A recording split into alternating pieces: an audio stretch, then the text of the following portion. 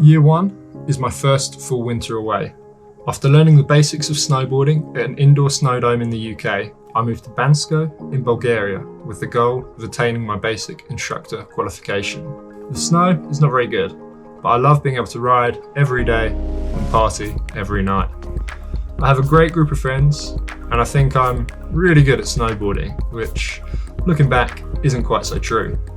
But I definitely improve over the course of the season, and when it finally snows a lot, I'm hooked on the magical feeling of riding powder. At the end of the season, I passed my BASI Level 2 exam, which opens the door, allowing me to teach in other countries all around the world. I returned briefly to the UK to live at home, and I work in a coffee shop for a couple of months. I save up enough money to book flights to Wanaka in New Zealand. I have a working holiday visa and hope to score a job teaching in the Southern Hemisphere that summer. But with zero experience, no resort will hire me. But I hope to persuade someone when I'm out there. Back then, I was able to just rock up in town, check the notice board in the supermarket and find a cheap place to live. I quickly managed to get a job at a cafe as I waited for the snow to arrive. In NZ, they take coffee pretty seriously, and I soon discovered I was not a very good barista. However, it didn't matter much because by the time the ski resorts opened, I had managed to get a job working as an instructor at Treble Cone, probably one of the most beautiful ski resorts in the entire world. I'm humbled to be surrounded by knowledgeable instructors with far more experience than me. I learn from them and slowly start becoming a better rider and teacher. Partying most nights of the week was the norm, but I was only 20 and I seemed to be able to handle it. As the season came to a close, I was already thinking about where I could go next winter. My application for a Canadian visa was successful and I landed a job working at Sun Peaks Resort in British Columbia. I fly out there in November and this takes us into year 2. I can't believe how good the snow is in Canada. After coming from Bulgaria and then New Zealand, where you ride a lot of ice, I seem to be getting incredible powder days every week. I just wish I had a little more time to enjoy it though, as the ski school I'm working for seems to provide me with an endless conveyor belt of kids to teach. I also find the living costs in Canada to be relatively high compared to the low wages. I get a job cleaning dishes in a restaurant to keep me afloat, and after more senior staff in the kitchen either quit or get fired, I work my way up the ranks and by the end of the winter I'm head chef. If I look back at the TripAdvisor for that period, the reviews are somewhat mixed. However, this extra cash allows me to travel around to nearby resorts on my days off, and I get to ride all over British Columbia, from Whistler to Revelstoke, Kicking Horse to Jasper, and also Banff in Alberta too. This was my only season in Canada, and I would love to go back there someday. The snow conditions are absolutely incredible. But the high living costs and the fact you have to tip your barman mean that a return to the UK completely skint. A quick 6 weeks at my parents', working various jobs, means I'm able to now get flights back to New Zealand, where I have my old job back at Treble Cone. I have an amazing winter working with instructors from all over the world. In the staff room, French, Austrian and Swiss instructors argue over the best way to make a turn. And for somebody becoming more and more obsessed with snowboarding, I'm able to learn from them and improve every day. They also seem to make a decent living working in Europe. And after barely being able to scrape by in Canada, I decided this is what I need to do. But to work in these countries, I need a higher qualification. So I decided to get a job in France, working behind a bar, thus giving me time to train every day and become a much stronger rider. This takes us into year 3. And although working until 2 AM most nights of the week, in a serious party bar, I still manage to snowboard almost every day. Sometimes I'm getting naked and hucking backflips, but I'm also concentrating on my riding. For the end of the season, I'll go to Austria to take my BASI Level 3 exams, where I need to be a really competent snowboarder in order to pass. However, whilst riding off-piste towards the end of the season, I trigger an avalanche. The snow breaks all around me and there is no way out.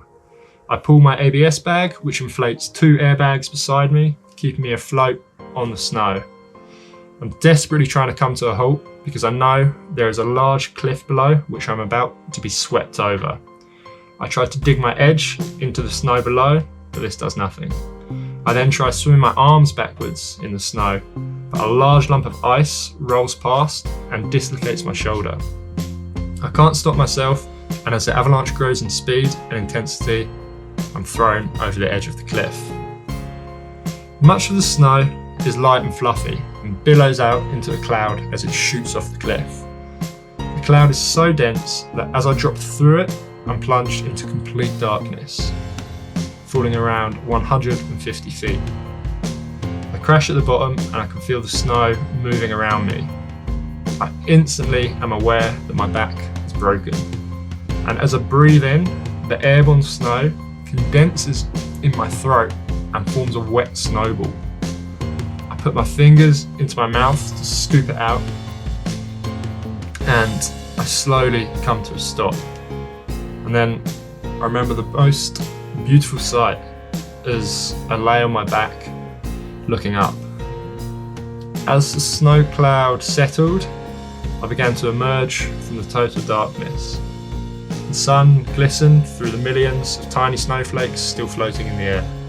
And suddenly, everything was calm. Luckily, I wasn't buried. And because we rode each pitch individually, none of my friends were caught in the slide. A helicopter is called, and I spend a month in Grenoble Hospital with a badly broken back and dislocated shoulder. Thankfully, there is no serious nerve damage, but obviously I'm unable to take my level 3 exams, and a long recovery means that I won't be able to make it to New Zealand either this year. It does, however, mean I get to spend more time with my old school friends, and I come to realise that by living this seasonal lifestyle, where I can rarely see them, we will inevitably drift apart somewhat, and this will become my only real regret about living this lifestyle. By year 4, I returned to France to work in the same bar. I have metal rods in my spine, so I have to be cautious with my riding, and my mobility is somewhat limited. But I go in with the goal of being able to pass my level 3 exams at the end of the winter. I have a great season back on snow. I'm now far more cautious off piste, and I mostly avoid the snow park. I'm able to build my snowboarding level right back up to where it was last year. In May, I go to the Hintertux Glacier in Austria, where I'm successful in passing my level 3 exams. I also glean so much knowledge from my trainers. I feel like they've just unlocked another level of snowboarding that I didn't even know existed. Inspired, I return to New Zealand for the summer and take a more professional approach to my job. This is partly motivated by the fact that the best instructor of the season wins a heli-skiing trip. Unfortunately, I don't get this, but I'm proud of how I've grown over the years as a rider and a teacher. I go back to France, and some early snowfall means that the resort opens early, and this year I've managed to snowboard in every month of the year. I plan on working behind the bar again and do all the necessary training I need so that I can pass my level 4 exams, the final level, that will allow me to teach in France. However, as we move into year 5, I begin to have more problems with my back. I'm often in pain, which makes snowboarding almost impossible at times. I'm told I will need another operation on my back, but my vertebrae still need another 6 months to fully heal before I can undergo a second surgery. In the meantime, I try physio, massage, chiropractor, all with limited success. I'm no longer able to snowboard at a high level, and I have to postpone my next exams. The combination of this and the heavy painkillers I'm on mean that I lose motivation for snowboarding. Unable to go to New Zealand, I stay in France for the summer. However, things are difficult. I work as a handyman, a chef, a gardener, but at some point in all of them, I can't continue due to my back. I try to stay hopeful that the next operation will fix things. Thankfully, the operation goes well. The metalwork is now removed from my spine and my vertebrae have healed. However, permanent damage to 2 of my discs mean that the doctors remove them and completely fuse 3 of my vertebrae together. I move back in with my parents to begin my long rehab. It takes time, but by December, I'm strong enough to go back up to France, just not yet quite ready to snowboard. An opportunity comes up to run a bar, which seems too good to miss out on. As we move into year 6, the bar has become my main focus. Besides, my back is still recovering from the surgery. Therefore, snowboarding takes a back seat. As the lifts close at the end of April, the season seems to have slipped through my fingers. I had a great time at the bar, but I realise I've been up the hill less than any winter ever before. My back is now fully recovered, and there is a lot of late snow in May. The snowboard still has some bad memories for me, so I go ski touring, without any crowds, and I rediscover my love for the mountains. But the descents on skis do make me yearn to snowboard again. The bar reopens for summer, and I grow to love the Alps outside of winter. I discover that at the end of the year, the bar, however, will no longer be available to run. Initially, I'm disappointed, but it helps me to remember what brought me to the mountains in the first place: snowboarding. The money from the bar does pay for a quick jaunt to Indonesia first though, which is nice. Year 7, I stay in France, which has become a proper home for me. After years of travelling, it feels good to be settled again. I have an amazing winter, working in the evenings, but riding every day. Over the course of the season, I'm able to pass all my level 4 exams. Part of this involves racing in border cross events throughout Europe. This is the final step to prove that you're an elite rider. Well, it also happens to be incredibly fun. I work in a cycle shop over the summer, and then by year 8, I'm ready to start working in France as an instructor. After so long away from teaching, it feels amazing to be back at it. I work for myself, and I have the autonomy to create and deliver the lessons I want. I return to the cycle shop again for the summer. I get a dog called Indy, and I spend my time off exploring the mountains around me. I'm fit, healthy, happy. And if anyone asked, I would now say that I live in France, rather than that I just do seasons.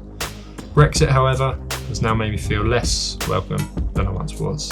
Summer rolls into winter, and year 9 follows a similar pattern. I pick up more work this year instructing and have a really productive season. I return to the cycle shop for summer, and build a bed in the back of my van, and in October, travel around Spain and Portugal. Year 10, I have an idea. It was in fact mentioned to me by a client I had taught. Thank you, Rob. He told me about Snowboard Pro Camp and Ryan Napton and said that I should start a channel. When I was younger, I used to love filming and making skateboard videos, so it felt like a natural step. At first, being in front of the camera felt very unusual, but I loved the creative process of filming and editing.